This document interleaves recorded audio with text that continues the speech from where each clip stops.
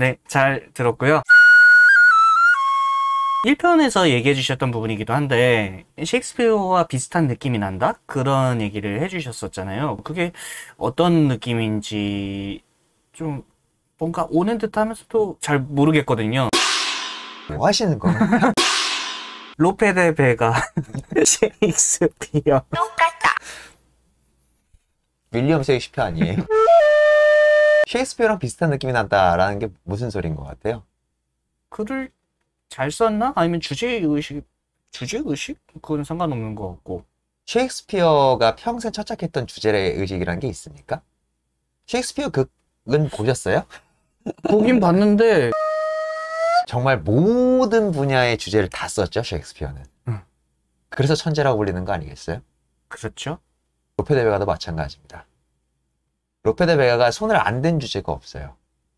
장르로 놓고 봐도 셰익스피어도 역사극 썼죠. 로페 데 베가도 역사극 썼어요.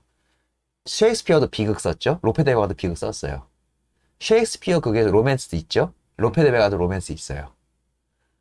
셰익스피어도 희비극 썼죠. 로페 데 베가도 희비극 썼습니다. 그러니까 천재라는 면에서 공통점이 있어요. 그러니까는 우리 몰리에르에서 프랑스로 돌아봅시다. 프랑스에서는 뭐라고 해요? 비극 작가는 그냥 비극 작가예요. 희극 작가면 그냥 희극 작가고. 몰리에르가 쓴 비극 들어보신 적 있어요? 그러니까는 엉성생심 비극과 희극을 뭐 혼합한다거나 이러한 틀 안에 묶여있지 않고 자기가 쓰고 싶다라고 생각해가지고 그냥 무언가 떠올라가지고 영감이 떠올라가지고 써내겼는데 그 모든 게 다 성공한 어마어마한 대중작가가 영국에선 누구? 그게 셰익스피어였어요. 그런데 그와 동일한 맥락으로 스페인에서 요 로페 데 베가가 있었던 요 시기가 스페인의 문학의 황금기라고 표현되거든요. 로페 데 베가 그때 당시에는 그러니까 저 대륙 건너에 있던 셰익스피어보다 스페인 자국 내에서는 로페 데 베가가 훨씬 더 윗단계로 추앙받던 사람이었단 말이에요. 모든 대중들이 자기 집에서 그 사도신경, 이 하늘과 땅을 주신 이 하나님께 내 안에 로페 데 베가가 있음을 믿사오며 이런 식으로 기도를 올렸대요. 그래가지고 종교재판소에서 아우 저거 이단들이라고 앞으로 기도 사도신경 그 읊을 때 로페 데 베가 언급하지 말라고 실제로 역사에 있었던 일입니다. 실제로 그 기록 남아 있어요. 그 정도로 이 대중들한테 어마어마하게 인기가 있었던 정말 대단한 극작가가 로페 데 베가였던 겁니다.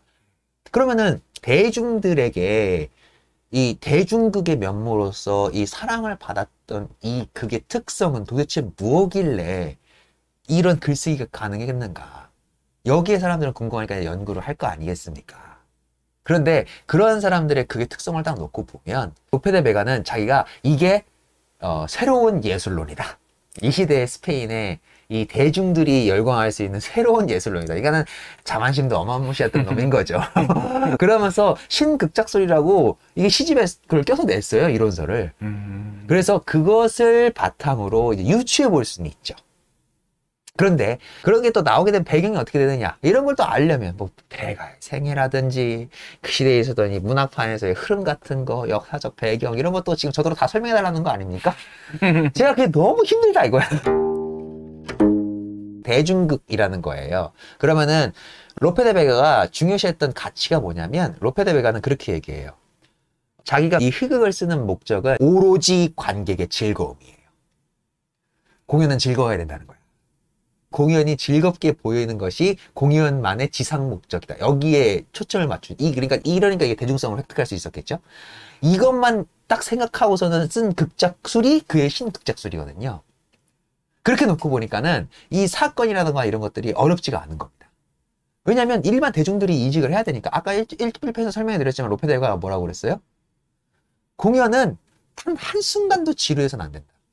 그러니까는 뭐 이전에 뭐 사막극이 있었고 막 이거는 이 이전의 스페인 구도도 우리가 또 설명해야 되네. 스페인 문학의 황금세기라고 일컬어지는 게 16세기, 17세기거든요. 그리고 이제 그 16세기 말에서부터 이제 17세기 초반 중반까지가 이제 세르반테스와 로페 데 베가 이 둘의 시대예요.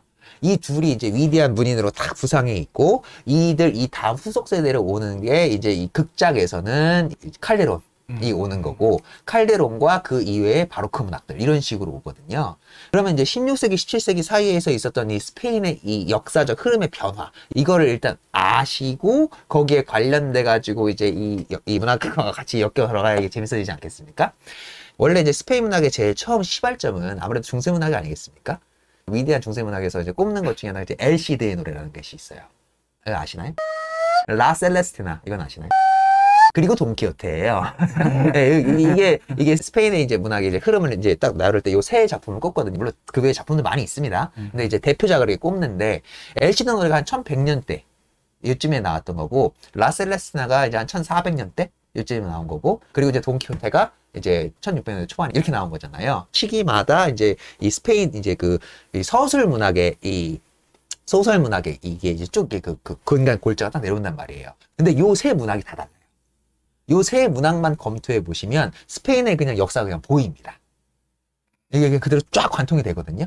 중세 시대의 문학이라고 할 것이 그거잖아요. 결국엔 십자군 전쟁이에요.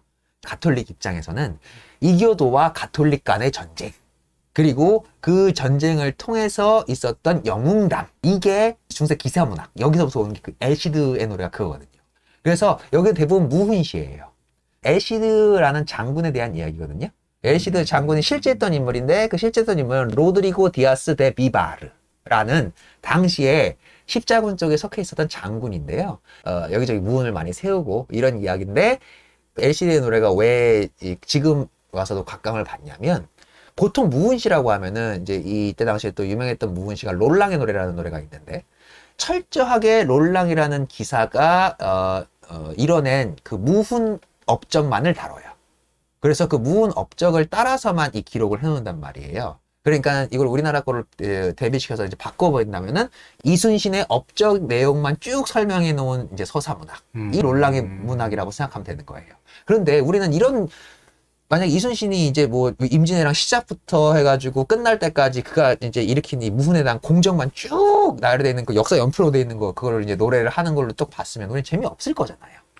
역사적 사료적 가치는 있겠지만 재미가 없잖아요. 그런데 우리는 이순신이라는 우리 위대한 성웅이 어마무시해서 이슬람에 대한 2차 창작이 어마어마하게 많잖아요. 그 2차 창작에서 이게 재밌게 보여지게 하려고 어떤 걸 다뤄요?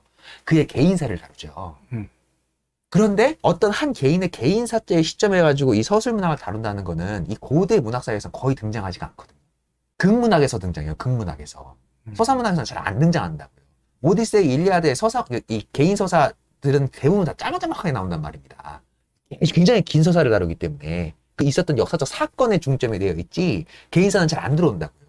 근데 이 엘시드의 노래에는 엘시드의 개인적 서사적 내용이 훨씬 많이 들어가 있습니다. 1100년도경에 나왔던 서사문학인데도 이런 데서 스페인 문학만의 특성 같은 게 막 튀어나오거든요. 17세기까지만 해도 이 개인에 대한 이야기 거의 다루지 않았단 말이에요. 대부분 왕이나 귀족, 여기에 관련된 이야기만 다루고 있었잖아요. 아니면 신. 그런데 스페인 문학은 다른 유럽 지역에 있었던 문학과는 다르게 일상인들의 문학이 그 고대에 있었던 시절부터 문학에 남아있단 말입니다. 라셀레스티나가 그러니까는 스페인판 로미오와 줄리엣이라고 생각하시면 돼요. 근데 로미오와 줄리엣도 생각해놓고 보면은 걔네들이 귀잣집 도련님하고 귀잣집 따님이잖아요. 라셀레스티나는 부잣집 관련된 이야기가 아니에요. 일상적인 연인들에 대한 이야기란 말이에요. 그러니까 이런 데서 현대성들이 막 나오거든요. 예술의 문학의 역사적 연표를 놓고 공부하시는 분들은 왜 얘네들은 왜 이렇게 이질적이야? 이 느낌이 들 수밖에 없어요. 근데 이게 왜 이러느냐? 다른 타 유럽 지역, 그러니까는 대륙 쪽에서는 바로 옆 나라였던 프랑스랑 독일이랑 그리고 이탈리아 이쪽하고는 왜 다른 결로 가냐면, 이베리아 반도가 다른 프랑스랑 이쪽 지역하고는 다르게 아까 얘기했듯이 이슬람 세력권이었어요. 언제까지? 무려 이미 이탈리아에서 르네상스 태동하는 1400년대까지. 그러니까 이베리아 반도에 있는 이 스페인인들은 무어인들과의 전쟁을 무려 거의 한 7, 800년을 전쟁 속에서 지낸 사람들이에요. 어떤 이유로? 가톨릭 대 이 이슬람 세력. 이 전쟁을 7, 8년 동안 정복, 탈환, 정복, 탈환, 정복, 재정복, 이거를 700년, 800년을 한 겁니다. 이러는 와중에 옆 나라에서 뭐가 일어나고 있었어요? 중세와의 이별 과정이 슬슬슬 일어나고 있었고, 그러면서 이탈리아에서 르네상스가 팍 개화하면서 더 이상 중세는 안녕, 빠이빠이 하면서 이제 그 르네상스가 확 이제 부상한 거 아닙니까? 그런데 스페인은 르네상스의 수혜를 받긴 받지만 국제적 정세 속에서는 이 르네상스에서 꽃이 피어났다고 뭐 하고 있다 그래? 뭐 그래? 중요하대? 그래 좋대? 무리했어. 일단 싸워. 이게 이런 상황이었던 거예요. 일단 몰아내. 일단 몰아내야 되는데 자기들이 붙잡고 있을 줄이 뭐밖에 없어요. 가톨릭이라는 줄밖에 없었던 겁니다. 그런데 역사의 재미라는 건 뭐? 프랑스랑 이탈리아 대륙에서는 중세와 이별 단계를 쫓아 준비해 나가면서 르네상스가 확 개화하고 이렇게 가고 있는데 얘네들은 뭘 하고 있는 거예요? 가톨릭이라는 줄을 잡고 나서 이겼어. 이스라엘 세력을 몰아냈단 말이에요. 그래서 가톨릭 양왕의 칭호를 받는 거잖아요. 가톨릭의 힘이 건재함, 우리들이 믿고 이 중세적 가치, 이것에 대한 이 징표가 어떻게 된 거예요? 그러니까 스페인에서 이제 취득이 된 거예요. 이미 이쪽은 상공업의 발달이나 부르주아의 어떤 이런 싹트나 이런 거를 통해서 르네상스가 같이 부상하고 있어가지고 구체적인 어떤 가톨릭 질서가 물러나고 있는 판인데 스페인 판에서는 가톨릭적 질서로 이단들을 몰아내는 전쟁 승리를 이뤄냈으니 가톨릭이 건재하다라는 이 가치가 스페인으로 다 몰려들고 있었겠죠. 이게 완료된 시점이 언제? 그라나다 정복을 했던 1492년. 그러니까 1500년이 돼서도 가톨릭이 완전히 지배하는 국가가 이 스페인이었던 겁니다. 그거 플러스 뭐? 이미 식민지를 조금씩 남미나 이쪽 통해서 하고 있었어요. 콜럼버스가 미국 대륙 발견하고 와가지고 거기서 막 쏟아져 들어와. 금 막 쏟아져 들어오고 식민지, 노예 막 쏟아져 들어오고. 그러니까 세계적인 절대 강국을 가톨릭이라는 기치를 통해서 일어났다라는 이 인식이 스페인 전역에는 팽배했던 시기가 16세기란 말이에요. 그래서 그 16세기의 이 스페인 문학들을 가만히 보고 있다 보면은 어떠한 느낌이 드냐면 르네상스적인 색채가 조금씩 들어오긴 들어오죠. 문물교류는 일어날 테니까. 근데 좀 극히 적습니다. 르네상스적인 분위기가 있는 문학들도 있긴 있지만 대부분 어떤 문학들이 아직까지 살아있냐면 중세 시대에서 있었던 그 중세적 가치를 찬양하거나 혹은 중세에서 있었던 문학의 그 원류들이라고 할 수 있을 어떤 그러한 기록들에 의거한 문학들이 이 스페인의 16세기에 아직도 남아있어요. 이 영광을 그대로 재현해가지고 그래서 17세기의 칼데론이 성찬신비극을 쓰는 거거든요. 중세극은 이런 식으로 쓰면 되는구나 라는 그 모태를 칼데론에 썼던 성찬신비극이라던가 이런 걸 통해서 우리가 엿볼 수 있다니까요. 역사적 배경으로 놓고 보면은 그 땅에서 그런 극이 왜 태동할 수밖에 없었는지가 좀 드러나요. 그래서 종교극, 그리고 종교 신비극, 환상 신비극 이런 것들이 이 스페인 문학에 있습니다. 16세기, 17세기 스페인 문학에.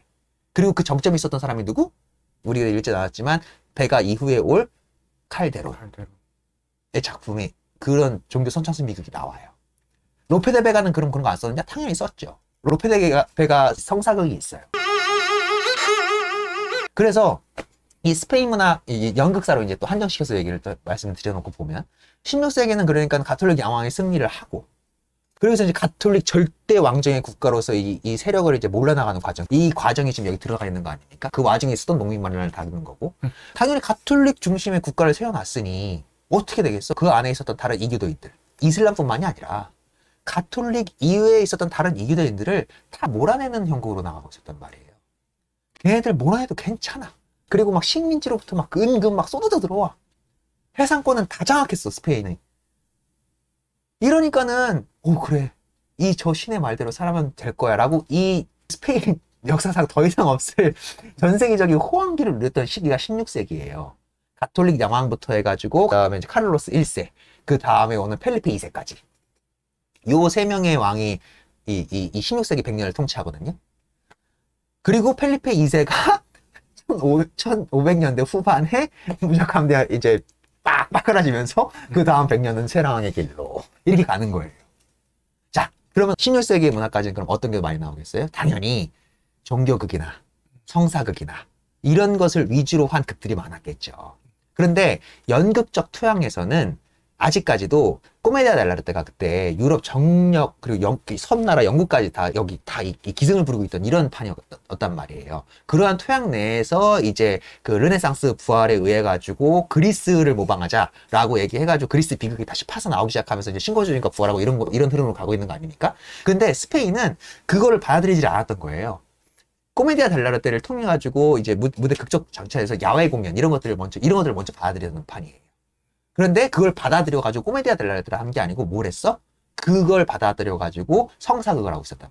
종교극을 하고 있었어요. 요게 스페인의 16세기 전반기까지예요. 한 이제 1550년대 되는 요때까지. 그러고 나서 이제 이 연극 쪽에서, 스페인의 극작 쪽에서 응애 하고 태어난 게 로페 데 베가입니다. 로페 데 베가가 이제 1570년대생 그쯤 되죠. 그때 딱 응애 하고 나서 이제 1500년대 후반부터 해가지고 얘가 딱 써냈던 극들이, 그러니까는 이 르네상스의 수혜를 거의 받지 않은 상태. 이 유럽 대륙임에도 불구하고 이베리아 반도는 가톨릭 절대 우위의 상태가 있고, 그리고 이 전성적인 이 황금 시대를 구가하고 있고, 그 황금 시대를 구가하고 나서 나라가 망해 들어가는 요 사이에 로페 데 베가가 여기에 딱 편집점으로 딱 태어나고 죽은 거예요. 그러니까는 흥에서 최고조에 있을 때 태어나가지고 젊은 시절은 그 최고조에 있을 때를 다 누리고, 그 다음에 나라가 기울어서 망해 나가는 이 과정을 함께 했던 사람이 로페 데 베가입니다. 이해되시죠, 이제? 네네. 야, 이제 배경은 다 깔리셨어요? 예, 예. 그러면 세상이 바뀌고 정세가 이미 기울어지고 있는 와중일 텐데, 항상 세상이 막 어렵고 그러면은 어딘가에서 그런 가치를 찾게 되잖아요. 새로운 질서에서부터 찾게 되건, 아니면 우리 예전에 이때 좋았잖아 하면서 옛날 거에서 찾건. 그러면 로페 데 베가는 이 극을 통해서 그 과거의 그 가치로 다시 회귀하자? 그런 극을 썼던 거 아닐까. 그런 생각이 들거든요. 근데 한편으로는 다루고 있는 소재는 또 밀란이야. 반란이고. 절대적인 악인으로 나와서 그렇지만 페르난 고메스, 그런 사람도 이렇게 선을 빡시게 넘었을 때 우리가 이렇게 쳐낼 수 있는 건데, 그러면 그 논리대로라면 왕도 이렇게 선을 빡시게 넘으면 얘네도 쳐낼 수 있다는 논리가 되는 거 아닌가? 절대 왕권으로 다시 돌아가자 하는 것 같으면서도 다시 또 새로운 질서를 추구하는 것 같기도 하고, 그게 좀 많이 아리송해요. 본인은 어떻게 생각하세요? 둘 다 있다! 힘들 때니까 그만큼 이 대중이고 뭐고 민족적 대통합을 이뤄내자, 그런 의미에서 쓴 극이 아닐까 하고 생각합니다. 아무튼 그래서 그 시기에 태어났는데, 방금 얘기하셨던 그런 모든 맥락들이 있지 않습니까? 그럼 우리가 오늘 후임대화 변화를 읽었으니까 내용으로 가만히 놓고 보면, 결론적으로 놓고 보면 그런 상황인 거잖아요. 부패한 지배층에 대한 어떤 이 하위 계층의 반란을 통해서 무언가를 해냈고 성공을 시켰는데도 불구하고, 왜 거기서 성공해가지고 얘네들이 그러면은 무언가 이 기존 질서에 대한 타파로 나아가지가 않고, 왜 굳이 역사적 배경이었던 그 가톨릭 지배하에 있었던, 그 구체제 지배에 있었던 그 왕한테 다시 자기네들의 이 정당한 권리를 갖다 바침으로써 결말을 냈느냐. 지금 이게 의문이신 거잖아. 그러니까 이 로페 데 베가는 굉장히 보수적인 사람이구나 라고 지금 생각을 하신다는 거잖아요. 예. 이렇게 정치적으로 해석하시는 분이 있어요. 두 번째로, 반대로 그 극은 그래. 그런데 로페 데 베가의 극은 아까 제가 말씀드렸지만 몇 편총? 네. 1500. 어마무시하게 많습니다. 어마무시하게 많아요. 로페 데 베가가 급진적인 사람이라는 것을 볼 수 있는 또 다른 작품들도 어마무시하게 많습니다. 그 대표적인 게 과수원지기의 개예요. 과수원지기의 개는 사랑을 위해서 자신의 계급과 신분을 초월해가지고 그걸 갖다 버리는 이야기입니다. 내가 사랑하는 사람과 내가 뭘 하기 위해서 내 귀족적인 어떤 명예, 수치심 견딜 수 있어 라는 여자 주인공이 나와요. 그런 극도 있어요. 반대로, 야, 진보적이고 보수적이고 꼭 그렇게 그 사람을 그렇게 판단을 내려야겠어? 그게 아니라 그런 것이 소재일 뿐. 그냥 이걸 재미있게 봐, 재미있게. 대중국의 차원에서 보자고. 대중들이 뭐 그렇게 어렵게 뭐 그런 비평 같은 거 하면서 보겠냐? 사건이 흥미롭게 흘러가는 걸 놓고 즐기는 거죠. 이런 불가지론자도 있어요. 이런 모든 평가가 왜 로페의 극으로 다 반박이 가능하냐면, 그만큼 얘가 써낸 게 많아. 써낸 게 많아서 정리를 못해요. 네. 르네상스적인 영향을 받지 않았다? 아까 그렇게 말씀드렸지만 또 그걸로 얘기도 함부로 할 수가 없는 게, 르네상스적인 어떤 영향을 받은 것처럼 보이는 극들도 있어요. 그리고 극 내에 그런 부분도 있고요. 심지어 바로크적 특성도 들어가 있거든요. 이 바로크적 특성, 이게 뭡니까? 그 건물 크게 짓고 아, 건축 양식을 설명하시는 거예요? 아, 바로 그 건축 양식을 찾아보셨구나. 네. 뭐 설명들은 많았는데 그것들을 어떻게 꿰야 되는지는 잘 모르겠어요. 진주가 찌그러져 있다는데 왜 진주가 찌그러져 있는지. 엄연히 놓고 보면은 바로크라는 게 이제 18세기 후반에도 있지 않습니까? 근데 제가 말하는 지금 그걸 얘기하는 게 아니고 17세기 중후반에 있었던 바로크 문학 이걸 얘기하는 겁니다. 바로크적 특성이라는 게 뭐냐면 그러니까 이중성이 다 그 극내에 포함되어 있는 경우, 기괴한 경우, 이 그로테스크함을 다 품고 있는 경우를 이제 바로크라고 하거든요. 개념어적으로는 이제 스콜라 철학자들은 바로크라는 말 뜻을 이상한 것, 이해되지 않는 것, 이럴 때 바로크라고 썼고, 그리고 포르투갈어로 바로크는 찌그러진 진주란 뜻이에요. 스페인어로 바로크는 고르지 못한 돌. 이미 부정적 뉘앙스예요. 바로크라는 말 뜻 자체가.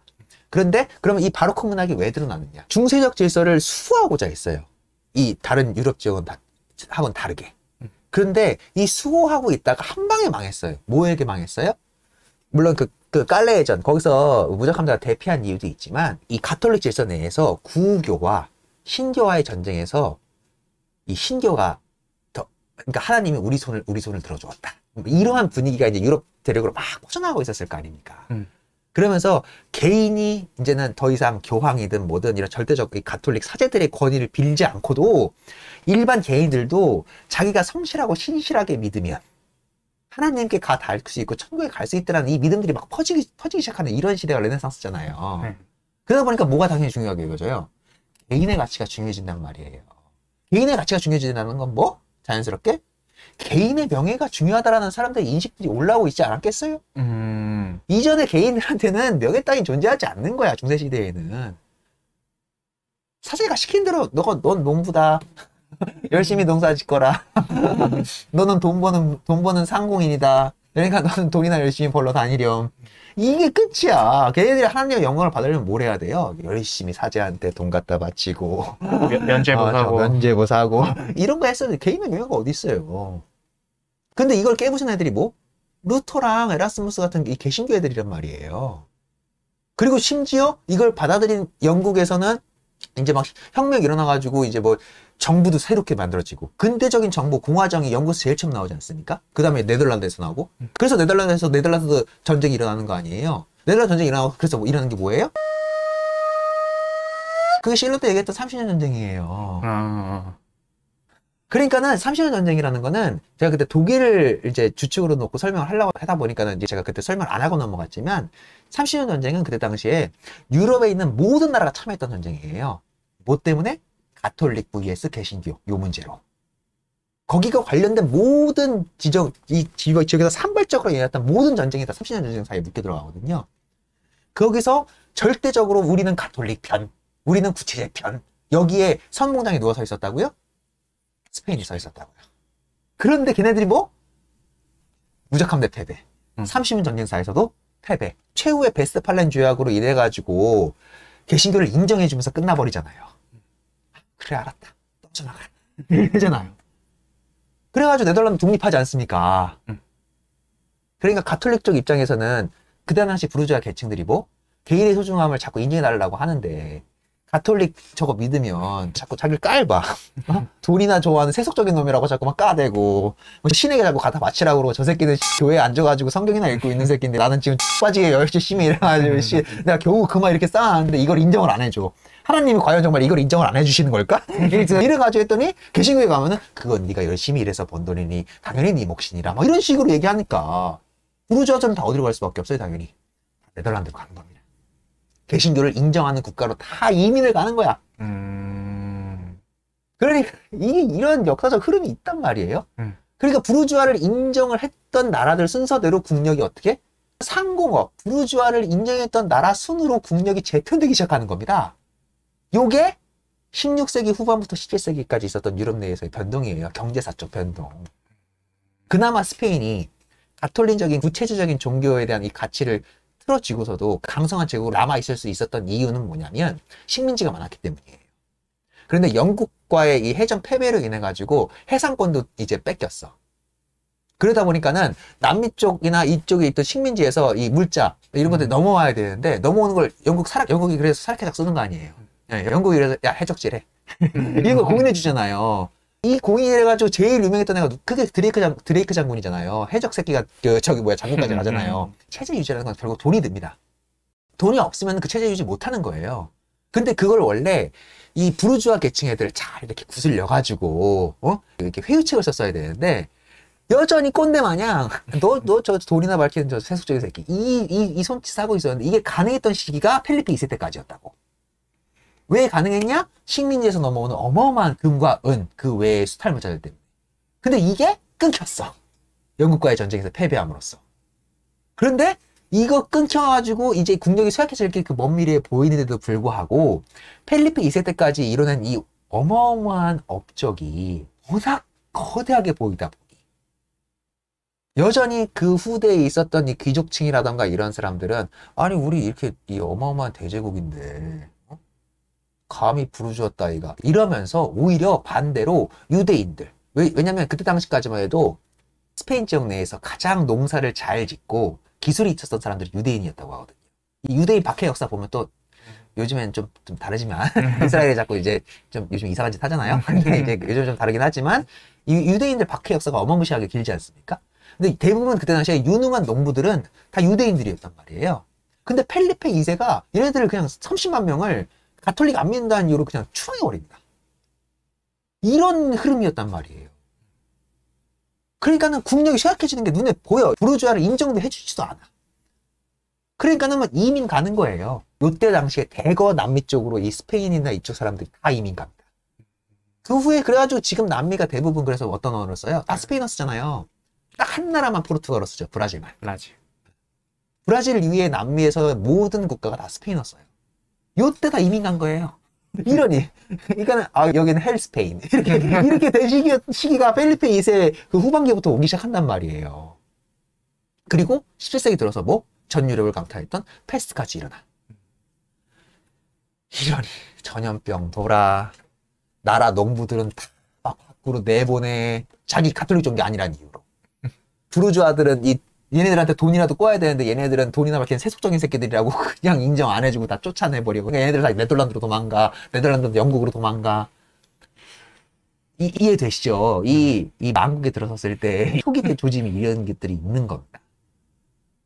그러고 나서 그 후발대로 오고 나면은 그 후세대에 있는 사람들은 당연히 아주 격렬한 이념 논쟁의 현장이 되겠죠.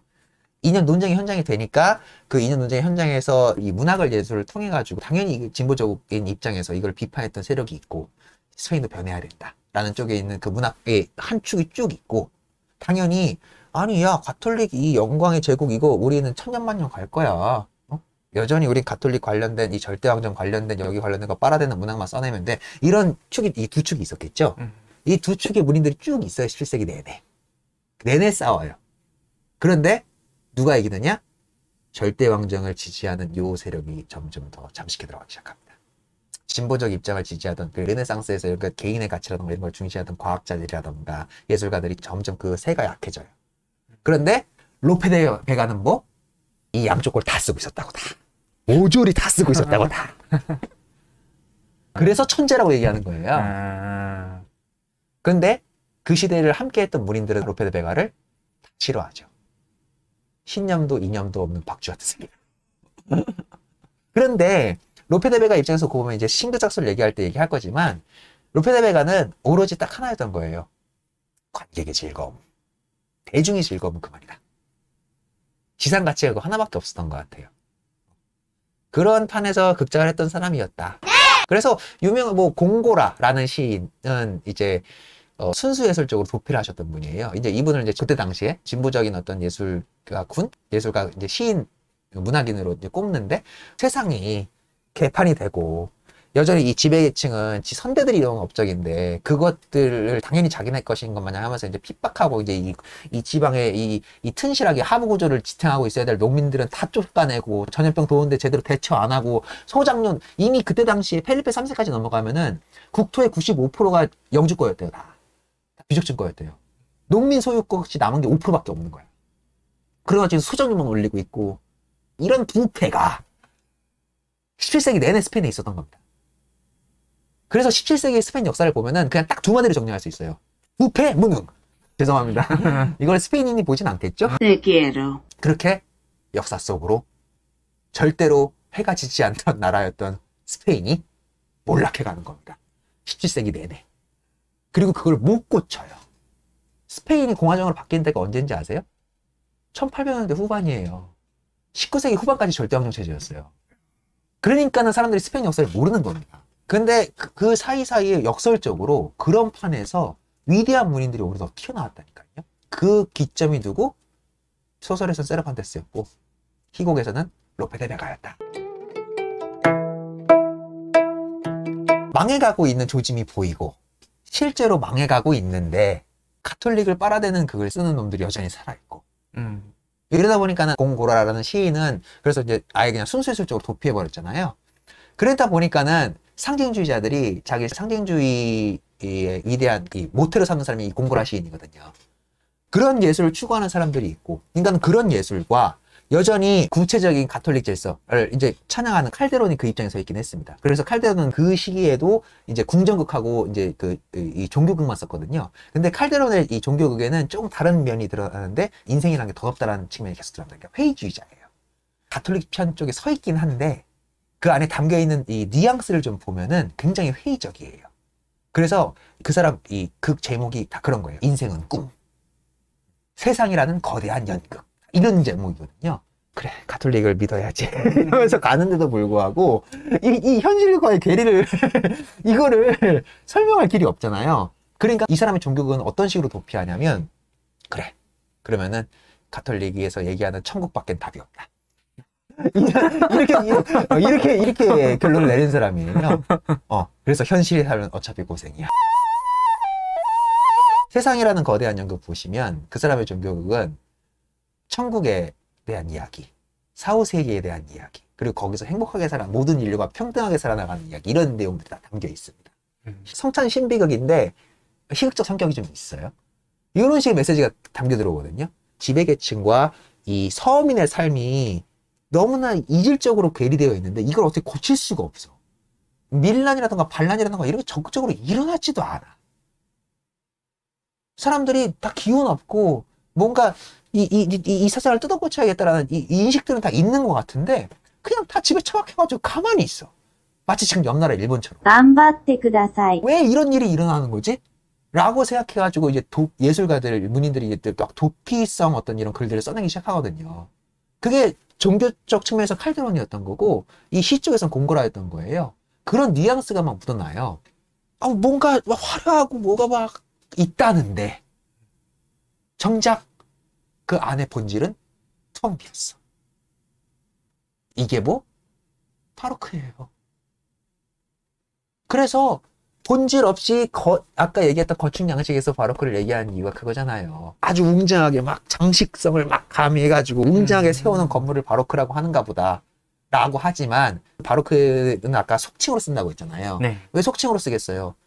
저거 지으려고 얼마나 많은 사람들이 고통을 당했을까라는 이 메시지가 그 이면에 들어가 있잖아요. 이게 바로크란 말이에요. 그래서 바로크라고 속칭해서 부르는 거란 말이에요. 이러한 판에서 역설적으로 나왔던 문학들이 그래서 바로크 문학이에요. 아까 문인들이 썼던 글들은 어마어마한 이 호재를 누렸다고 하지 않았습니까? 왜냐하면 예술은 사치 속에서 태어나거든요. 위대한 예술은 사치 속에서 태어나요. 정말 그래요. 레오나르도 다빈치, 미켈란젤로, 라파엘로 다 누구 후원받았어요? 메디치 가문 후원받았어요. 이거 많은 애들이 사치 부리려고 예술가들을 후원한 거예요. 최고 예술가들한테. 너무나 당연하죠. 그런데 웃긴 건 역설적으로 프랑스나 영국이나 이쪽은 역사 사적 면하고 좀 다릅니다만 그렇게 국가가 같이 부강해지면서 예술가들도 같이 이게 꽃을 피웠는데 스페인은 이 썩어나가는 관리들이 일반 서민들 대중의 이런 상황과 너무나 괴리된 상황에서 자기네들 사치는 부려야겠으니 예술하는 사람한테 돈을 썼던 이런 이렇게 좀 그러니까 이런 데서부터 이게 뭔가 좀 달라지는 겁니다. 역설적으로 내가 태어났는데 여기 나라 상황이 너무 안 좋아 지금. 근데 다른 나라는 상황이 좋아. 그러니까는 이때 당시에 있었던 스페인 문학이 독자적인 어떤 흐름 같은 걸 형성해내야 되는데 이때 당시에 그래서 나타났던 문학이 hun멸성, 인생에 대한 덧없음 이런 것들을 이제 막 다뤄내기 시작하고 당연히 가톨릭이라는 것이 과연 정말 잘못됐는가? 구체적으로 잘못된 것이 아니라 저것을 이용해 먹는 이 부패한 지도층, 여기가 잘못된 것이 아닐까? 라고 생각해서 정말 정의롭고 영광스러웠던 가톨릭 우리 절대왕정 초기 시절, 이사벨 여왕, 페르난도 왕, 그리고 이제 펠리페 2세까지 오는 요 시절로 돌아가고 싶다라는 향수가 일어났던 측면들이 있을 거라는 거죠. 정의로운 가톨릭을 원한 거죠, 그러니까. 다른 타 대륙은 르네상스라는 것을 통해서, 중세적 가톨릭에서, 그래, 그걸로 답이 안 나와, 이제 더 이상. 그러니까, 단절해. 단절하고, 우리는 어서 우리의 예술의 모태를 다시 끌어올 거야. 문학의 모태를 다시 끌어올 거야. 고대 그리스로 가자. 라고 해서 고대 그리스 다시 발굴하는 게 르네상스잖아요. 그래서 르네상스잖아요. 근데 스페인은 어떻게 타협을 본 거냐면, 여전히, 우리들은 이미 100년 전에 맛을 봤어. 정의로운 가톨릭의 흐름으로 이민족을 밀어내는 이 선한 영향을 봤다고. 그런 민족이에요. 그게 100년 전이야. 정의로운 가톨릭적 체계적 흐름이라는 것이 존재한다라고 여전히 믿고 싶었던 것 같아요. 전 세계적인 흐름은 이미 그게 아닌데. 그러니까는 스페인에 있는 모든 문학가분들이나 어떤 시민들, 대중들은 선한 구체제를 했던 것 아닐까 싶어요. 그래서 로페가 이런 극이 여전히 대중성 코드로 먹힌다라고 생각을 했던 게 아닐까. 그런 맥락에서 이 후엔테어 변화를 썼고, 그렇기 때문에 부패한 지배층을 반란을 일으켜서 목을 따버리지만, 그렇기 때문에 다시 그 선한 영향력의 절대 이 왕권의 시초였던 그 가톨릭 양왕이 있었던 그 시절의 농민 반란을 소재로 삼아가지고 이걸 딱 매칭시킨 거거든요. 대충 이제 그림 그려주시죠. 이렇게 어마무시했던 이런 세계 정세 속에서 양쪽의 의견을 모두 다 품어서 수많은 작품을 했던 사람이 로페 데 베가예요. 쓴 종류도 희극에만 국한되지도 않습니다. 희극에서 이 두드러진 영향을 발휘했던 게 로페 데 베가였기 때문에 지금 제가 로페 데 베가를 이 희극 작가인 것처럼 설명을 하지만, 희극 작가로서만 유명한 것도 아니고 뭐 서정시, 산문, 이론서를 썼단 말이에요. 또 그 모든 게 다 어마무시했어요. 그때 당시 스페인 내에서. 그러니까는 모든 문인들이 얘를 질투하지 않았겠습니까? 그런데 공격하기도 참 쉬워요. 인생이 되게 좀 뭐랄까 엄청 문란합니다. 이거는 사생활이 굉장히 더러워요. 로페 데 베가가. 자, 1편에서 생애 얘기하려다가 손 뗐어요. 아, 그래요? 생애 좀 알고 계세요? 아니, 좀 봤는데, 이러면 사람들이 아예 희곡을 안 읽어볼 것 같은데? 그런 생각이 들 정도로. 그러니까 그런 거 생각하시면 돼요. 그러니까 대중 작가란 말이에요. 대중 작가인데, 그 대중 작가의 사생활이 결혼도 한 5번 정도 하고, 그리고 결혼 5번 한 게 정상적으로 이혼, 결혼, 이런 식으로 간 게 아니라, 납치, 불륜, 그리고 전 부인을 둔 상태에서 다시 결혼. 어렸을 때부터 영재라는 소리를 듣고 자라는 작가인 건 맞아요. 5살 때 벌써 라틴어로 된 소네트를 암송하고 있었다니까. 어마어마시야. 근데 뭐 이건 모르겠어요. 후대 와서 붙는 얘기인지도 모르겠고, 로페 데 베가의 아버지도 사실 좀 뭐랄까 불륜기가 있었던 사람이에요. 그러니까 로페 데 베가를 낳고 도망쳤어요. 근데 이제 베가의 어머니가 이제 목덜미 잡고 끌고 와가지고 같이 살은 이런 케이스거든요. 그러니까 아버지도 그런 사람이긴 해요. 그런데 얘는 더 심해요. 로페 데 베가가 이제 성인이 되고 나서부터 이 극작 생활로 생계를 시작하거든요. 그런데 처음부터 대단했어요. 생계가 된 거예요, 바로. 그 젊었을 때부터. 그러던 와중에 자기가 속해 있던 그 희극 단장의 딸이 있어요. 그 딸하고 연몰이 나요. 근데 그 딸은 이미 결혼을 한 상태예요. 그러니까는 유부녀를 굉장히 좋아했던 것 같아요. 대부분 유부녀를 엄청 많이 만납니다. 그래가지고 유부녀 속성을 굉장히 좋아하는 애였다. 그러니까 로페 데 베가를 열렬히 추종했던 이 사람의 전기 작가가 있거든요. 걔는 이제 로페 데 베가 입장에서 이걸 썼겠죠. 근데 거기 내용을 좀 보면 첫 번째 부인이었던 이제 엘레나 오소리오라는 여성인데, 얘가 유부녀이긴 한데 얘 남편이 완전 방탕한 놈이었다. 그래가지고 걔 결혼 생활이 행복하지 않았던 터였고, 로페 같은 천재 같은 작가성을 갖고 있는 애가 들어가니 그 극단장도 암묵적으로 그걸 용인해줬다. 뭐 이런 식으로 써놓은 것들도 있긴 있어요. 근데 그건 진실은 아무도 모르죠. 그런데 어쨌든 얘랑 첫 번째 결혼을 해요. 근데 첫 번째 결혼하고 난 다음에 이 희극 단장이 이제 이런 연문이 스캔들이 너무 좀 고통스러웠는지 이제 로페더러 이제 관계를 청산하라고 합니다. 로페가 여기에 아주 그냥 망신을 품어가지고, 글빨이 좀 있잖아요, 얘가. 지속적으로 온 시내에 이 분열을 모욕하는 인신공격성 이 찌라시를 계속 뿌려댑니다. 막 뿌려대니까는 이걸로 고소 먹어요. 그래서 마드리드에서 추방받아요. 추방당해 있는 와중에 추방당해 있는 도시의 행정관의 딸내미를 납치를 합니다. 그래가지고 걔랑 결혼해서 살아요. 근데 이 행정관이니까 직급이 높은 사람이잖아요. 근데 납치당했다는 추문이 돌면 안 되니까는 이걸 숨겨. 오히려 적극적으로 결혼을 또 그냥 추진을 해요. 그래서 결혼을 또 시켜줘요, 걔랑. 이런 식이야. 근데 납치해서 결혼해가지고 결혼시키고 결혼을 한 다음에 걔랑 꼭 행복하게 오순도순 살았냐? 그것도 아니에요. 결혼하자마자 얘가 무적함대 지원해가지고 군인으로 또 갔다 옵니다. 웃긴 놈이에요, 이놈이. 굉장히. 이 로페 놈이 굉장히 웃겨. 그래서 무적함대 지원해가지고 전쟁 참가 후에 발렌시아에 이 납치했던 그 여자랑 정착을 해서 살아요. 2년 정도 살았다고 해요. 2년 살다가 이사벨이 죽어요. 자식을 놓고. 죽고 나니까 슬퍼했대요. 슬퍼했다긴 하는데 뭐 자세히 모르죠. 근데 아무튼 그래 놓고서는 몇 년 뒤에 그 미모의 여배우랑 또 연문이 터져. 근처에 자식이 있는데 연문이 터져가지고 얘랑 또 살고 얘랑 또 5명인가 자식을 또 낳아. 그래서 이제 배달은 자기 씨앗이 있는 애랑 또 살다가 근데 이 애 슬에 5이나 있고 이 결혼한 여자가 있는데 또 다른 유부녀를 또 좋아해서 걔랑 또 결혼을 해서 살아요. 이름이 후아나 데 과르도라는 이 여자 유부녀인데 이 유부녀도 뭐 이 전 남편하고 관계가 좋지 않았다고 했나? 뭐 이런 이유가 좀 있긴 있어요. 그런데 얘랑 결혼했던 게 이제 로페를 비난하는 측에서는 이제 로페가 가난하진 않았어요. 이 대중적으로 어마어마한 인기가 있는 작가니까 돈이 있었을 거란 말이에요. 근데 워낙 방탕한 생활을 했대요, 로페가. 그래가지고 돈을 모으지 못했대요. 그래가지고 이 유부녀가 아버지가 좀 부자였거든요. 그러니까 그 지참금을 노리고 결혼한 거 아니겠느냐. 이런 식으로 공격도 들어오고 막 이러거든요. 아무튼 근데 결혼을 또 걔랑 또 해요. 그런데 또 로페를 보호해주는 이 추종자의 입장에 이 얘기를 또 들어보면 결론적으로 그 아버지는 로페의 그런 속성을 알았기 때문에 지참금을 안 줬다고 얘기합니다. 그러니까 지참금을 노리고 결혼한 게 아니라 정말 사랑했기 때문에 한 거다. 이런 식으로 꾸며내고 이런 그러니까 아주 그냥 더러운 놈이에요. 그래가지고 그러니까는 얘랑 또 자식을 또 낳아요. 그 유부녀랑. 그러니까 벌써 배다른 씨앗이 새 군집이 있어요. 그런데 그러고 나서 이 아내가 죽어. 마지막 이 유부녀가 죽거든요. 죽고 나서 이 로페가 나는 이 한 여성한테 정착하지 못하는 그런 기구한 운명을 갖고 있는 녀석이란 말인가 이렇게 생각해서 신부가 됩니다. 신부 생활을 하는데 그 신부 생활도 얼마 못해요. 세사 공작이었나? 이 정신적으로 미성숙한 공작이었다고 해요.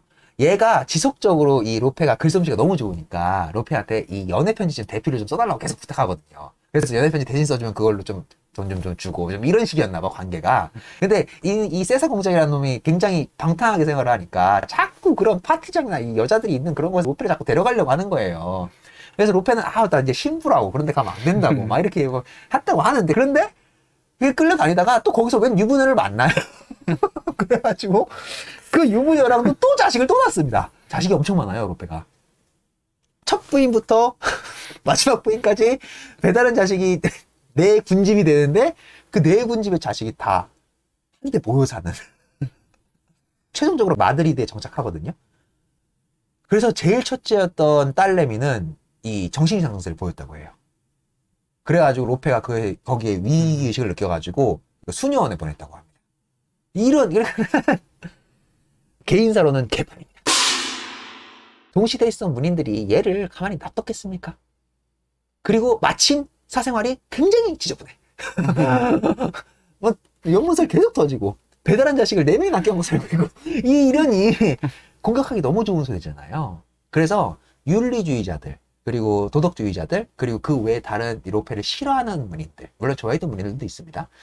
이 사람들은 지속적으로 이 지점을 파고들어가지고 로페의 그걸 공격하는 거죠. 이러한 맥락이 좀 있어요. 그리고 로페가 그렇게 공격이 들어오잖아요. 얘도 그리고 아까 막 인신모성 찌라시 막 뿌려댔잖아요. 그러니까는 따박따박 반박합니다. 따박따박. 그래서 이 방대한 역사자료가 다 남아있어요. 재밌어요, 그것도. 이 우리들끼리 일단 뭐 간단하게 예를 들어서 이런 거죠. 세르반테스가 로페를 엄청 싫어했는데 제가 보기에는 부러워한 것 같아요. 질투한 것 같아요. 세르반테스가 원래 희극작가가 되고 싶어 했어요. 그런데 로페 때문에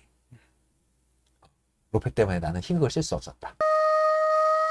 경멸 어린 칭찬 같은 걸 해요. 그러니까는 세라반테스가 남겨놓은 글 중에 로페를 묘사하는 글이 그런 거예요. 자연이 나온 괴물이라고 묘사하거든요. 경멸하는데 인정을 안 할 수가 없어. 너무 잘 쓰니까. 대중적인 어떤 그런 소재의 극을 너무 잘 쓰니까. 왜냐면 세라반테스가 쓴 극작들이 대부분 이 신고전주의 극작법 요거를 지키는 쪽으로 썼거든요. 그러니까는 당연히 르네상스 통해서 있었던 신고전주의 법칙들이라는 이런 거 당연히 스페인으로 넘어왔고, 그때 당시의 문인들은 그걸 다 읽어봐서 아, 이것이 이제 현대적 흐름이구나. 그때 당시에 이것이 이제 그리고 새로운 흐름이구나 라고 해서 그때 당시 스페인에 있던 그 이 범작들을 쓰는 사람들은 그런 것들을 모방해서 써보려고 노력했겠죠. 신고전주의의 그 법칙에 따라가지고. 근데 안 되는 거야, 이게. 이대로 써보려고 하니까 뭐 재미도 없고, 우리 스페인의 정서랑 잘 맞는 것 같지도 않고, 그래서 다 죄다 실패야. 뭐가 잘 안 돼. 그런데 로페는 이 신고전주의 법칙을 딱 들어서 보자마자, 이 개소리네. 이래버린 사람인 겁니다. 제가 그 독일 설명하면서 레싱이 그걸, 독일에서 그 일하는 게 1700년대잖아요. 근데 그거보다 100년 전에 이미 신고전주의가 득세도 하기 이전에 그 이론서를 보고 이거 다 개소리네 라고 로페는 이미 한 겁니다. 그래가지고 신극작소를 낸 거거든요. 이런 데서는 또 굉장히 범상찮은 인물이에요. 이거 개소리야. 이거 지킬 필요 없어. 이렇게 아리스토텔레스가 진짜 그렇게 얘기했냐? 이러면서 아리스토텔레스의 시야가 진짜 직접 읽고 아 얘네들이 곡해했네. 이걸 얘기를 먼저 한 사람이 로페예요. 그러니까 세르반테스는 이 신고전주의 법칙 그대로 이 뭔가 극작을 해보려고 하는데 뭐가 잘 안 되는 거예요. 근데 로페는 저거 개소리임. 응. 그냥 난 내가 쓰고 싶은 대로 쓸 거임. 해서 그냥 쓴 거야. 근데 대박. 근데 이게 그때 당시 정서 그리고 뭐랄까 이 신고전주의라는 거는 그리고 그리스 비극은 비극 텍스트라는 거는 공연을 전제해두고 쓰는 거예요. 공연을 전제한다는 건 뭐야? 자기네들이 주로 삼는 극장 그리고 관객과 만나는 방법 이런 것들이 고려가 된 상태에서 극을 쓰는 거라고요. 그러니까는 아 어디서 공연을 할 극이야? 라는 것까지 고려가 되고 이러한 정도의 상태에서 이러한 정도의 뭔가를 관객들한테 전달해 줘야 되기 때문에 거기에 맞게끔 대사를 써야지라는 게 고려가 된 상태에서 쓴 게 그리스 비극이잖아요. 그게 모든 비극의 어떤 이게 정의될 수 있는 이론이 아니라고요, 사실. 공연과 실제는 그렇게 함께 가는 겁니다, 원래. 그러니까는 엄밀히 얘기하면 아리스토텔레스의 시약은 그리스 비극에만 적용되는 이론이어야 되는 거예요. 근데 이걸 체계적으로 곡해한 거죠, 사람들이. 후대에 올수록. 그래서 모든 비극은 다 이렇게 써야 되는 거예요. 그리고 엄연하게 따져놓고 보면 그리스 시대에 있었던 극장이라는 것은 그것이 야외 노천 극장이긴 하지만 그때 당시 그리스 극장 과학기술력이 굉장히 어마무시했습니다. 저는 실제로 여행을 가서 본 적이 있는데 정말 진짜 뻥 뚫린 야외거든요. 근데 극장 구조를 얼마나 잘 지어놨는지 그 극장 그 수용 규모가 한 10,000명 정도 돼요. 그런데 제가 그 10,000명의 제일 끝자리 서서 딱 서 있었거든요. 근데 그 무대 위에서 누군가 동전을 딱 떨어뜨렸어요. 주변 소음 당연히 있어요. 동전 땅그랑 하는 소리가 들려요. 그러니까는 이게 가능했던 것이란 말입니다. 그러니까 인간의 목소리로도 충분히 그 10,000명한테 소리가 가능한 극장 구조를 설계해 둔 상태에서 가능한 극이에요. 근데 이게 역사가 바뀌면 무대도 다 바뀌고 모두 바뀌고 하는데 거기에 맞게끔 이 고려가 돼서 써야 되는 거잖아요. 로페는 이거를 아주 잘 캐치하고 있었던 겁니다.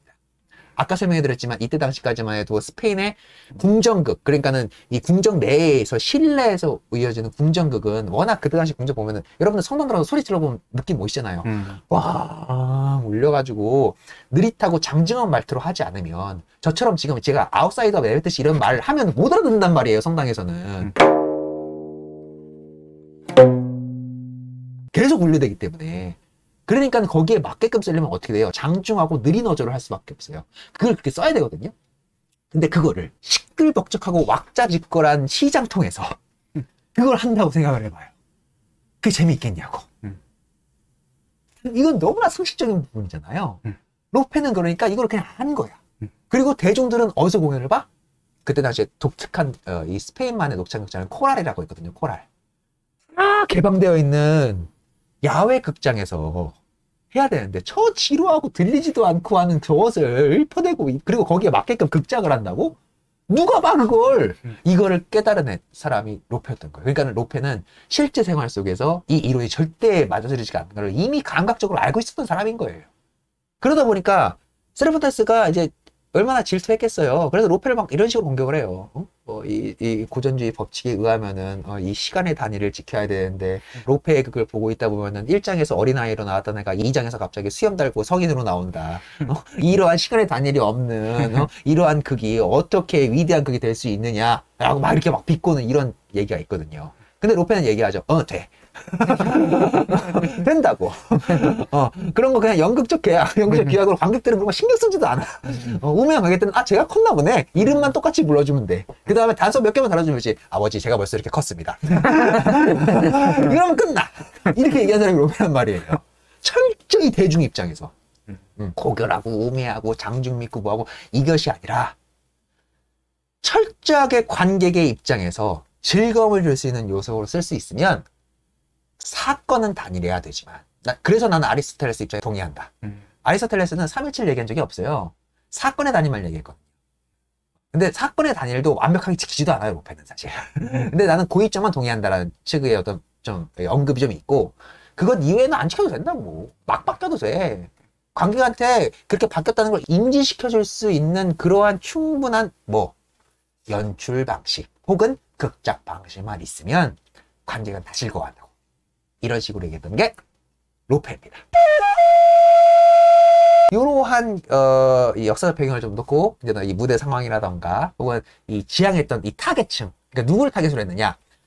고대 그리스 비극부터 해가지고 이 신고연주시까지 오는 이 흐름들, 그러니까 이 이성을 중심으로 한 이 로고스를 중심으로 한 이 흐름들이 어떻게 흘러가고 있어요? 역사학자들 중에서는 이제 바로크 설명하시면서 그걸 그렇게 설명하시는데.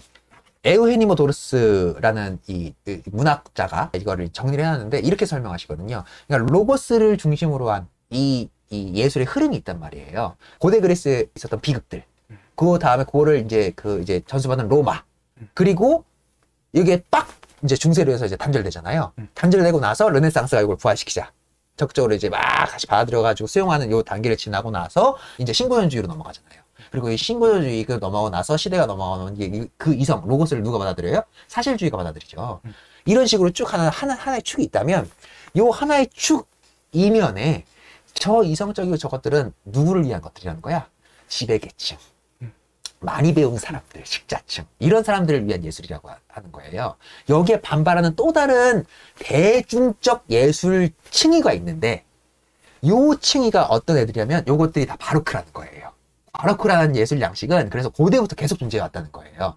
그래서 그 바로크라는 고대 양식이 이 고대 그리스와 로마 여기와 단절을 선언하고 이제 딱 일어났던 애들이 누구예요? 중세시대잖아요. 그 중세시대에서 중요했던 건 뭐예요? 육체를 죄악시하고 그 신에 대한 믿음과 자기의 이성 요것만 중시하잖아요. 그러다 보니까는 중세 고딕 양식부터 시작을 해가지고 그 다음에 올라왔던 게 방금 이제 그 신고연주의 르네상스랑 대치됐던 게 어떤 문화? 그게 17세기 바로크, 스페인에서 있었던 바로크.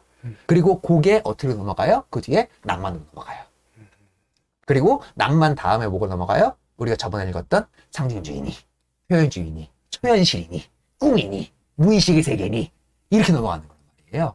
요 이면, 이 표층의 이면에 있는 요 대중들을 대상으로 한 의미 없고 뭔가 조직적이지 않고 합리적이지 않게 보이지만 대중들을 위한, 이 모든 사조가 다 대중들을 위했다는 건 아닙니다. 아무튼 이렇게 이해를 하기 위한 요 이면에 있던 이 문학사조들을 다 뭐라고 하냐면 바로크라고 통칭하는 요런 문학사가 있단 말이에요. 지금 바로크 얘기 지금 꺼낸 이유가 뭐냐면 르네상스 스페인에서 이게 받아들여가지고 하려고 했던 문인들이 있는데 이게 잘 안 되잖아요. 그리고 로페라는 존재 때문에 대중들한테 계속 외면받아. 그러니까 타겟층을 분석을 너무 잘했다는 거죠, 로페가. 그러니까는 신고연주의를 받아들여가지고 이것을 하려고 했던 사람들이 명확하게 타겟 삼았던 건 누구예요? 다 지배계층들이었단 말이에요, 지배계층. 그런데 아까 역사적 설명드려서 아시겠죠? 요 시대의 지배계층들은 뭐? 이미 썩어 문드러진 텅거놀이 같은 새끼들밖에 없었다. 그러니 그 놈들을 대상으로 쓰는 어떤 이런 극들이, 그리고 이 극을 대하는 태도도 나라마다 다르잖아요. 스페인은 이미 가톨릭 우세 관련된 극밖에 없을 거 아니겠어요? 그러니까는 궁중극하고 종교극 아니면 애들이 투자를 안 해. 웬 그리스 비극? 우리 가톨릭 국가인데 지금 그리스 로마 신을 갖다가 공연하겠다고? 꺼져! 이런 판이에요. 그러니까는 세르반테스는 타겟을 잘못 잡은 거죠. 가톨릭 국가에서 지금 네가 지금 그리스 로마 관련된 얘기를 하겠다고? 야, 너 지금 제정신이야? 이렇게 되는 거예요. 여기에 타협을 잘 본 사람이 누구? 로페 데 베가 혹은 그 후대에 있었던 칼데론인 겁니다. 그래서 칼데론은 공중극하고 종교신 비극을 쓰는 거거든요. 그래서 로페 데 베가는 그래요, 돈 좀 따 먹어야겠는데 그러면 이번에는 가톨릭 왕 관련된 것 좀 빨아주는 극 좀 쓰자 라고 해서 쓴 적도 있고, 반대로 타겟층을 이번에는 일반 대중들한테 하고 싶어. 코랄이라는 저 야외 노천 무대에 나가서 하고 싶어. 그럼 걔네들이 입맛에 맞는 거 써줘야지. 애들이 좋아해서 돈 낼 거 아니에요. 너무나 영특한 사람이었다. 그러면은 그런 놈이 주장한 신극작술 이란 걸 우리가 또 알아봐야 되지 않겠습니까? 물론 이 신극작술이라는 것도 시학에 관련돼서 이것을 모방하고 싶었나 봐요. 그런 글쓰기를. 그래서 굉장히 쉽게 풀려 있습니다. 대부분 실제가 쓰여져 있거든요. 이런 상황이야? 그럼 이런 걸로 쓰는 게 좋아. 신극작술, 그래서 지금 잠깐 설명드리면, 물론 이 사람만의 이론적인 토대가 있긴 있습니다. 로페의 말로 요약해 드릴게요. 나는 대중의 찬사를 받기 위해 고안된 예술에 의해서만 작품을 쓴다. 왜냐하면 관람료를 지불하는 건 대중이고 그들에게 즐거움을 주기 위해 재미있게 얘기하는 건 당연하기 때문이다. 그러니까 공연의 가치는 대중들이 얼마나 돈을 지불하냐에 따라서 결정되는 거 아니냐? 그러니까 어렵고 현학적인 말 쓰지 마라. 이렇게 얘기하는 게 지금 로페예요. 근데 이게 근거가 돼요? 그러니까 예술이론에서 이런 거를 근거로 삼으면 좀 안 되잖아요. 근데 핵심 사상이 그거야. 대중이 즐거워할 수 있을 만하게 쓸 수 있는 실제를 내가 너희들한테 알려주겠다. 무슨 마법 비법서 알려주는 것도 아니고. 근데 웃긴 건 그 방법론을 가만히 보고 있으면 그래서 이 사람이 공부는 했구나라는 게 좀 느껴지긴 해요.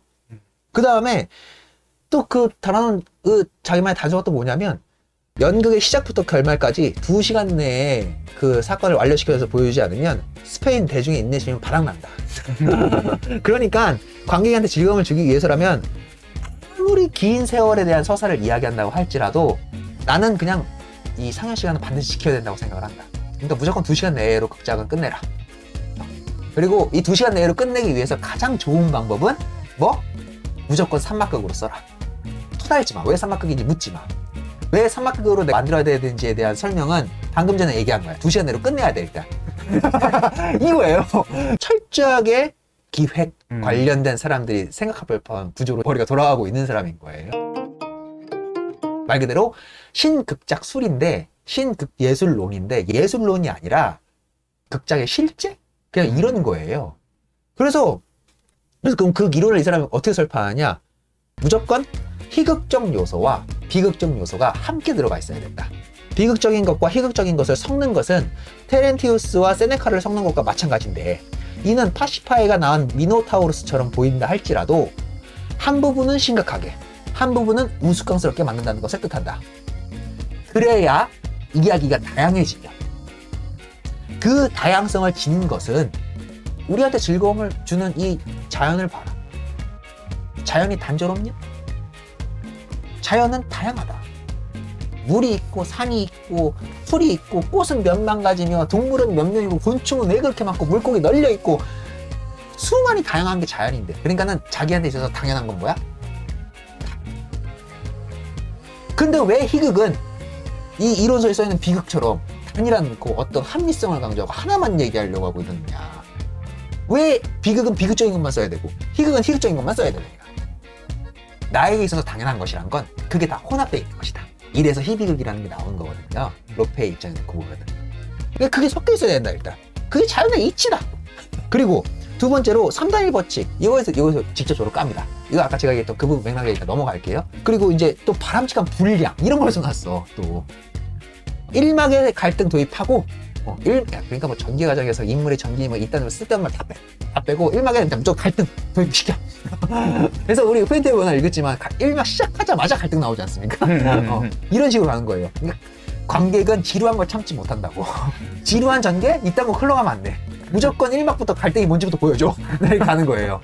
그래서 1막 갈등 도입하고 2막에서부터 3막 중간까지 무조건 요 일어난 갈등으로 인해서 유발된 어떤 사건이 또 다른 갈등을 유발하고 또 다른 갈등을 유발하고 하는 이 서스펜스, 이 흥미진진함을 3막 끝날 이 바로 중간 전까지 계속 유지하라고 얘기해요. 그 다음에 3막의 마지막에 가가지고 있는 3막의 절반 분량에서 아주 급박하게 그 모든 사건을 마무리 지어서 그것도 빨리 해소시켜줘야지 관객도 지루하지 않아. 그러니까는 자극적인 것만 모아놔 이런 소리인데, 그러니까는 이 전에 있었던 그리스 비극이라던가 혹은 이 고전주의에서 얘기하는 오막극이라던가 이런 것들 다 필요 없는 얘기고, 삼막극으로 줄여. 삼막극으로 줄이고, 갈등 도입, 갈등 전개, 갈등 끝이야. 그 이상 얘기하지 마. 이렇게 얘기하고, 이게 굉장히 단순하고 직접적이죠. 그리고 연극 언어 표현 방식, 여기는 또 고전주의자들하고 또 같이 해요. 연극 언어는 인위적이고 이상한 언어 이런 거 피해라. 근데 이건 또 고전주의자들하고 한 얘기가 또 똑같거든요. 무슨 소리냐면 왕은 왕답게 얘기하고 하인은 하인답게 얘기하고, 뭐 이건 아리스토텔레스랑 고전주의자들 다 그렇게 얘기했는데 여기도 왜 동의했는지는 모르겠어요. 그 자연스러움을 추구한다면서 그러니까 그 이 시대까지만 해도 여전히 신문제가 있었던 시대니까 그게 자연스러웠던 거라고 생각은 하시긴 했나 봐요. 그렇게 얘기하고, 운율법 이런 데서 저는 이제 이 사람의 이제 한계랄까 이런 게 보이는데, 이런 것도 이제 실제라고 얘기하면은 그 시대에만 통용된 실제라는 것을 또 계산을 못 하신 것 같아요. 그래서 이렇게 얘기해요. 정확하게. 이제 십행시온율. 대시마는 불평할 때 써라. 그리고 소네트는 무언가를 기다리는 사람이 소네트로 얘기하게 하라. 그리고 로망세 이제 로맨서를 얘기할 때는 이제 누군가의 관계를 묘사할 때 써라. 그리고 테르세톤, 이게 굉장히 짧은 삼행시인데, 이 삼행시는 심각한 일에서 얘기할 때 써라. 그리고 레돈디아는 사행시인데, 사행시는 누군가에게 이제 사랑을 표현할 때, 그럴 때 쓰는 게 가장 이상적이다. 이렇게 그냥 못 박아 보여요. 이야기 전개 방식은 사실을 가지고 관계를 현혹시켜라. 이야기는 허구기 때문에 구라풀어도 된다. 사실 왜곡 괜찮다고. 그런 거 걱정하지 말라 이거야. 이런 건 솔직히 좀 마음에 들긴 해요. 이런 건 솔직히 좀 마음에 들긴 해요. 사실을 가지고 현혹시키는데, 관객들에게 암시한 바대로 이야기를 전개시키지 않음으로써 그들의 바램을 어긋나게 하라. 이건 또 아리스토텔레스 시작에서 갖고 온 거예요. 왜냐면 아리스토텔레스 시작에서 이 반전 요소를 굉장히 중요시하게 돼요. 반전이 있어야 돼요, 반전. 그리고 그런 부분에서 이전까지 써왔던 암시에서의 말들은 일부러 애매하게 말하게 해서 이중성을 갖게 하라. 복선 갖게 하라는 소리예요. 그러고 해서 관객의 마음을 사로잡을 수 있다. 왜냐하면 관객은 그 대사 말고는 해석할 다른 길이 없잖아. 내가 준 단서 말고 관객이 뭐를 아는 게 아무것도 없는데. 그러니까는 그렇게 써라. 그리고 뭐 마지막 주제는 이제 뭐 명예와 뭐 사랑에 대한 이야기를 쓰는 게 좋다. 이거 다거든요. 제가 극도로 취약하긴 했지만 이게 신근작설의 전부예요. 뭐야, 그건 당연한 소리잖아. 왜 당연한 소리냐면 이게 현대의 극작설에도 그대로 고스란히 대중극에 적용되는 내용이기 때문입니다. 현대에도 충분히 그냥 대중적인 차원에서는 통용될 수 있는 이야기이기 때문에. 그런데 뭐 그때 당시 로페가 있었던 그 스페인 사회상에서는 이게 굉장히 신선했던 겁니다. 대중을 타겟으로 놓고서는 극작술을 쓸 생각을 했다고? 이거를 그 이전까지는 그 누구도 생각하지 못했던 거예요. 그래서 이러한 로페의 위상 때문에 스페인 내에서는 이 코메디아라는 개념이 타 지역에 있었던 예술 개념하고 다르게 쓰였습니다. 사실 로페가 썼던 희극 말고 다른 희극들은 뭐 돌아다니는 이런 분위기도 아니었을 거 아니겠습니까? 그러니까는 로페가 극작하던 시기에는 걔가 비극을 쓰든 희극을 쓰든 희비극을 쓰든 역사극을 쓰든 로페가 올릴 때 무조건 보러 가. 이런 식의 흐름이 계속 형성돼 있던 데라 그냥 희곡, 원래 코메디아가 희극이잖아요. 그런데 그냥 로페가 쓰면은 그냥 그게 희곡이라고 생각한 거예요. 16세기, 17세기까지도 스페인에서는 그냥 희곡을 그냥 코메디아라고 썼대요. 그냥. 거기에 더불어서 로페가 쓴 것은 더 위대하고 더 대중적이고 더 찬사를 받을 만하니 로페 것만 따로 떼서 그만의 특별한 어떤 이 극작 이 한 군으로 코메디아 누에바라고 불렀다고 합니다. 그리고 그러한 코메디아 누에바성인 흐름을 따르는 그러한 극들을 다 총칭해서 그때 당시에 워낙 인기가 많았기 때문에 국민연극이라고 불렀대요. 이렇게 따져보면 진짜 어마무시한 사람이에요. 그리고 또 웃긴 건 뭐냐면 그 국민연극 운동을 로페가 주도했습니다. 정말 자기애가 강한 사람. 자기가 적극적으로 주도해서 그리고 성공까지 한 케이스예요. 그런 얘기도 할 수 있을 것 같네요. 얘 죄송합니다. 인성 논란 자꾸 얘기해서. 요즘에 그런 게 유행이잖아요. 인성 논란 얘기하는 게. 네, 로페 데베가 인성이 그렇게 썩 진짜 좋진 않았던 사람입니다. 왜냐면 정말 근본 없게 그때 당시 같이 활동했던 문인 중에 알라르콘이라는 그 문인이 있었어요. 멕시코 출신의 그 희극 작가가 있었거든요. 근데 얘가 조금 썼던 모양이야, 희극을. 그러니까는 로페 데 베가가 거기에 위기의식을 느낀 건지 아니면 뭐 때문에 그런 건지 그 이유는 안 써 있습니다. 근데 그 작가가 이 신체적 기형을 타고났거든요. 꼽치였어요. 그리고 좀 못생겼대요. 그래서 인신공격을 했대요. 저 작가는 꼽치기 때문에 글도 못 쓸 거라. 이런 식으로. 세상에나. 그리고 더 인성 터진 거는 그 알라르콘이 공연을 올리려고 했는데 그 공연을 올리는 거를 음모를 통해 가지고 공연을 취소시켜 버립니다. 끝이 어디야 대체? 그러니까는 좀 뭐랄까 이런 거 보면 로페도 사실 뭐 이렇게 썩 부어받기만은 못할 것 같기도 해요. 그런 게 또 자료도 남아 있어서 그렇기 때문에 로페에 대한 평가가 이 윤리주의자들하고 세르반테스와 같은 사람들한테 공격을 받았던 거거든요. 그러니까 그들의 공격이 단순한 시기심이라거나 지드심뿐만은 아닌 지점이 있었다고 꼭 보셔야 되는 거예요. 그리고 오늘 읽어본 후엔티어 변화를 보셔도 알겠지만 제가 그리고 자세히 묘사 안 했겠지만 정말 이 성추행하는 장면이나 겁탈하는 장면 그리고 이 모욕을 좀 인신 공격하는 장면 이런 데 진짜 적나라하게 쓰여 있거든요.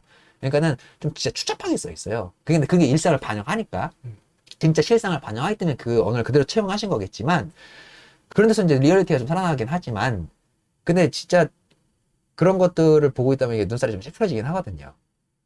그리고 본인의 삶도 그래. 그래서 그때 당시 윤리주의자들이 로페 공연을 보고 그 대중국이니까 그걸 보고서 그렇게 식으로 공격했다고 해요. 그러니까 미풍양속을 해치는 공연이다. 응? 지나치게 선정적으로 사건을 만든다. 굳이 저렇게까지 만들 필요가 있느냐? 어? 그 일반 대중 그 이 하급 계층에 있는 사람들이 고통받는 거 알아. 걔네들도 지식인들도 제대로 큰 지식인이라면 알지 않겠어요? 그런데 그걸 굳이 있는 그대로 보여줘가지고 그렇게 자극적으로 이렇게 묘사할 필요가 뭐가 있느냐 이런 비판 당연히 들어올 수 있잖아요. 예를 들어서 라우렌시아 성폭행하는 장면 있잖아요. 그거 있는 그대로 묘사해놨단 말이에요. 무대 위에서 그걸 본다고 생각해봐요. 굳이 표현할 필요 있느냐? 이런 공격 들어올 수밖에 없잖아요. 그리고 그런 걸 있는 그대로 관계자한테 보여주면 그 포르노 보는 거랑 뭐가 다르냐? 일반 대중들은 그런 성적 욕망 이런 거 추동질 당할 수밖에 없다. 근데 이건 좀 이상하긴 한데 아무튼 네. 그리고 거기 플러스 방금 설명해드렸듯이 그 본인에 대한 그 스캔들. 네가 알라르콘 꼽추 때문에 그걸 못 쓰다고 까댔지. 그럼 니는 뭔데? 예술 작가 본인의 어떤 인성이라던가 개인성이 작품에 영향을 미친다고 네가 지금 공격을 한다면 그럼 네 건 뭔데? 이런 식으로 또 역공당하게 되는 이런 현상들이 있다고 해요. 이 사람에 대한 평가를 스페인에서 이제 비평 활동을 했던 사람들도 그래서 그 모든 사람들이 이 사람을 평가를 해요. 보수주의자도 평가를 하고요. 진보주의자도 평가를 해요. 심지어 정치적인 맥락에서 벗어난 다른 이 불가지론자들도 평가를 해요. 대중들도 평가를 해요. 오늘 우리가 읽은 작가가 그러니까 이전에 읽었던 다른 작가와 다른 지점이 이런 지점이 있는 거죠. 우리 마지막으로 이 후엔티어 변화에 관련된 이야기로 이제 얘기를 좀 하고 마무리 지으면 좋겠죠. 보수주의자 관점에서 본 로페의 극으로 본다면은 과거의 영광을 다시 추억하는 이러한 극으로 쓴 이유가 뭐겠느냐. 이 당시에 부패한 사회상, 이 부패한 지배계층에 대한 어떤 이런 것들도 풍자를 하지만 로페가 바랬던 건 뭐 결국 선한 가톨릭적 어떤 그런 이 가치 체계 여기를 바랬던 게 아니겠네. 이렇게 해석해 주시는 게 보수주의 비평가 사람들이에요. 그 대표적인 사람이 뭐 이사시 앙골로 같은 비평가거든요. 뭐 이런 사람은 그렇게 평가를 하는 거고 그 예로 이 후엔티어 변화를 듭니다. 그러니까 이 후엔티어 변화 우리 좀 읽어보셔서 아시겠지만 1476년 때 있었던 이 농민 반란 이것을 놓고 이상적인 절대 분주의 표상으로 이사벨 여왕하고 페르난도 왕을 데리고 오잖아요. 그리고 이사벨 여왕과 페르난도 왕에 의해서 이 농민 반란이 선한 행위의 일환이었음을 공인하면서 가톨릭이 그걸 공인하면서 끝내잖아요. 그런 거 놓고 보면 과거로서의 회개를 바라는 작가가 맞다. 이렇게 평가를 하는 거죠. 그런데 이것보다 더 나아가서 더 극단적인 극우 쪽에 있는 이 비평가는 그것뿐만이 아니라 이 사람은 지배계층을 옹호하는 사람이야. 이렇게 비평하는 사람도 있어요. 그런데 진보주의자들 쪽에서는 너는 그건 후엔티어 변화만 봐서 그래. 그걸로만 로페를 평가할 수가 없어. 로페의 극에는 후엔티어 변화뿐만이 아니라 그 외에 다른 작품들도 굉장히 많아. 네가 얘기한 로페에 대한 평가는 로페의 극으로 반박이 가능해. 라고 얘기하면서 이제 갖고 오는 게 아까 얘기했던 과수원지의 개예요. 요거는 아까 제가 짤막하게 설명했지만 신문을 초월한 사랑이거든요. 그리고 용감한 벨리사. 이건 뭐 저도 읽어보지 못했습니다. 저도 이제 이 자료를 찾으면서 읽었던 건데, 용감한 밸런스라는 것은 이제 그 일상적 희극성이라고 해가지고, 이거는 이제 그 연인들의 일상에서 일어날 수 있는 뭐 사랑과 음모와 배신 뭐 이런 거, 이런 로맨스 희극이에요. 이런 것도 썼었고, 분수를 아는 시골 사람 같은 작품에서는 이건 또 보수주의자들 입장에 관련돼서 써놓은 희비극이라고 또 얘기를 해요. 이런 것도 보수주의자 입장에서도 분석할 수 있는 거죠. 또 복수 없는 처벌이라는 작품이 있는데, 이 작품은 완전히 그리스 비극에 있는 모형을 그대로 갖다 복사해 놓은 것 같은 느낌도 듭니다. 그러니까 자기가 그렇게 쓰면 돼? 알았어, 써볼게. 쓴 사람이야. 그게 어려워? 이렇게 쓴 사람이 로페 데 베가인 거예요. 이렇게 비평가들 사이에서도 이 평가가 굉장히 다층적이다. 저는 이렇게 생각합니다. 그러니까 우리 대중국이라는 이 논의가, 이것도 굉장히 좀 지루한 논의긴 해요, 사실. 그리고 이 예술에서 대중예술과 고급 예술 막 이런 식으로 막 나는, 물론 요즘에 그런 사람 많이 없어졌다고 저는 생각은 들긴 하긴 해요, 저도. 요즘엔 그냥 다 돈 되는 예술 아니면 다들 안 하시는 시대니까 뭐 이렇게 잘 크게 막 와닿지는 않습니다만. 근데 대중예술이라고 놓고 봤을 때 우리가 그런 것에 대해서 연구가 활발하게 잘 안 되고 있는 현상도 좀 있는 것 같기도 해요. 물론 요즘에는 대중예술 연구를 하시는 분들이 조금씩 많아지고 있는 추세긴 한데, 그리고 대부분 이제 그런 쪽으로 많이 이 의견들이 이제 기울어져 가고 있는 편곡인 것 같기도 하고. 그래서 오히려 우리 희곡에서 그런 것을 좀 벗어나서 과거에 조금 의미가 있었던 작품들, 그러니까 관념적인 작품들을 많이 제가 다루어 왔던 것도 사실이에요. 그런데 제가 그런데 편견을 갖고 있는 사람이 아니다. 이러한 것을 이제 좀 말씀드리고 싶어서 고의적으로 이 작품을 선택한 것도 있고, 그리고 그런 것들을 좀 넘어서서 그러면 대중예술에 우리가 평가가 할 때 이 사람의 평가를 어떻게 해야 되느냐라는 관점을 놓고 봤었을 때 그 사례로 로페 데 베가가 좋겠다. 그렇게 항상 대중적으로 사랑을 받는다는 것은 양면에 대한 평가가 동시에 들어올 수밖에 없다. 라는 이 지점들. 사실 내 예술은 고매한 예술이고 어떤 특정인들을 위한 예술이야 라고 이렇게 뻗어나간 가지일수록 비판이 적거든요. 왜냐면 그만큼 선명하고 명쾌하기 때문에. 그럼 사람들은 거기에 대해서 비판할 이유가 없잖아요. 그런데 대중예술이라고 하는 것은 애당초 자기가 원했던 게 뭐예요? 모두에게 사랑받았으면 좋겠어 라는 이 말도 안 되는 전제를 깔고 시작하는 게 대중예술이란 말이에요. 그러다 보니까 자연히 적을 많이 만들 수밖에 없습니다. 어떻게 평소보다 재미는 있으셨나요? 아니, 뭔가 다시 좀 새로운 시작하는 느낌이 또 들고. 네, 뭐 항상은 도토리님 때는 항상 새롭죠. 네. 도대체 뭘 공부하신 겁니까, 박사님? 네, 자, 그래서 오늘 이야기는 여기서 저는 끝마치기로 하고요. 네, 아까 얘기했지만 스페인인들한테 제일 중요했던 주제가 명예 그리고 이 사랑, 이 두 가지 주제가 이제 16세기, 17세기를 관통하거든요. 그러니까는 그게 스페인 희곡에 계속 중심적으로 드러났던 이유는 그게 그 기사문학에서부터 오는 전통이기도 해요. 네, 그런 전통이 있으니까 됐다. 아무튼 네, 여러모로 너무 오늘 후엔티어 배우는 하나로 아무튼 그런 대중극으로서 됐다. 잘라. 오늘도 재밌는 희곡 읽어봤습니다. 다음 시간에도 또 재밌는 희곡 갖고 찾아뵙도록 하겠습니다. 지금까지 도토레 말뚝이었습니다. 감사합니다. 감사합니다.